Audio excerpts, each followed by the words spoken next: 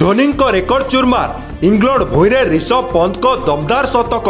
हाँ दर्शक बंधु, इंग्लैंड लीड्स रे खेला जाउथुबा प्रथम टेस्ट मैच रे भारतीय बैट्समैन लगातार द्वितीय दिन मध्य कमाल जारी रखिचंती।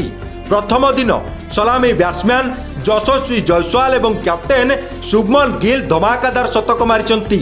सेहीपरि द्वितीय दिन wicket keeper batsman Rishabh Pant शानदार शतक हासिल करी नुआ इतिहास रचिचंती। ऋषभ पंत द्वितीय दिन प्रथम सेशन रे 146 बॉल छक्का निज शतक पूरा करिचंती। पंत टेस्ट रे तृतीय थर छक्का निजर शतक हासिल करिचंती। पंत को क्यारियर रे यह सप्तम शतक। एतिसह महेंद्र सिंह धोनी को 11 वर्ष पुराणा बड़ रेकर्ड भांगी तांको रेकर्ड को चकमाचूर करिचंती।